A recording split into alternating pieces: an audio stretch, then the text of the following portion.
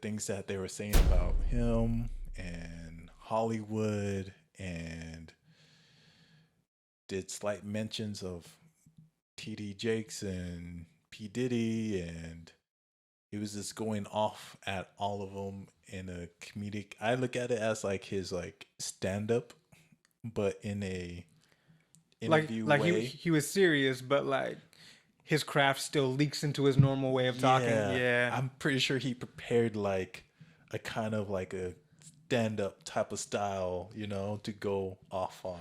I think part of it comes natural. Yeah. When you're just doing it that much, Yeah. your brain just kind of works that way. Especially when you're on like tour throughout like the whole year. Yeah. And you're just you're primed. connecting things together, and it's a whole set.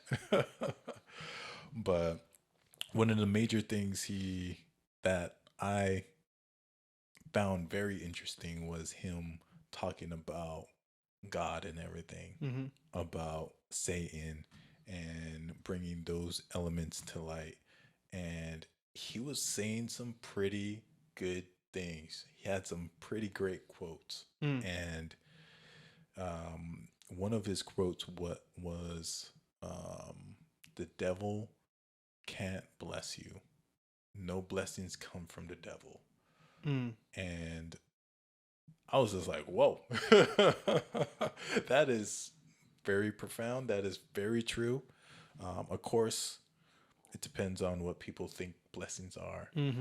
People think having $1 million is a blessing until you see like the people that win the lottery and their whole life is worse and they're looking over their shoulders. I remember this Jamaican guy won the lottery in Jamaica. And of course they're doing the media stuff with all the cameras and focus on him. And he arrives in a scream mask with like some like gloves on, signing everything in front of the cameras, taking pictures with the check, but you can't see his face. Yeah. You don't know the color of his skin.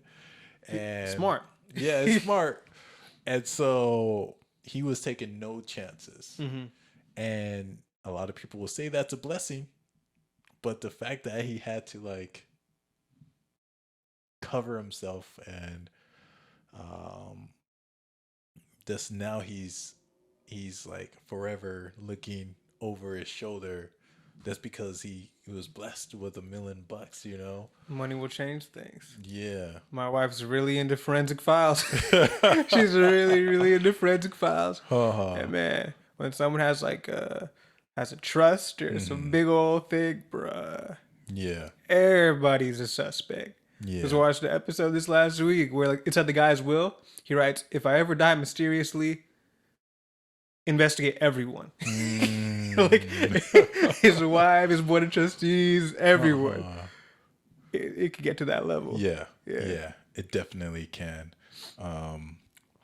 But yeah, and it was just interesting to see him speak about God in that light, and he was and a lot of the people that pretty much everybody that he was talking about was black, African American, and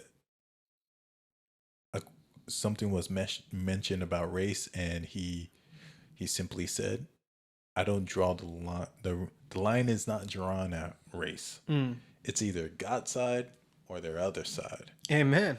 And Amen. I was just blown back by that. To hear that come out of his mouth, right? Yeah. Like, he may be addressing black entertainers or so, but he made sure to say at the end of the day, even something that we've kind of echoed on this podcast before, which is one's blackness or their culture can never supersede heavenly culture or worldly culture. A culture of Jesus or a culture of Satan, right?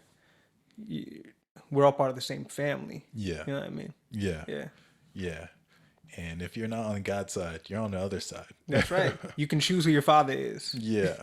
You could choose Jesus or you could choose Satan. And that applies to so many things. I remember because I was looking up stuff like chakras and all that stuff, all that spiritualism stuff. And one of the quotes that I stumbled on about Eastern philosophy in general was, if you're not if you're not promoting God, if it's not bringing you closer to God, if it's not towards God or from God, it's from someone else. And that someone else is no other than the devil, than Satan. And so stuff like that, like it definitely relates to a lot of things.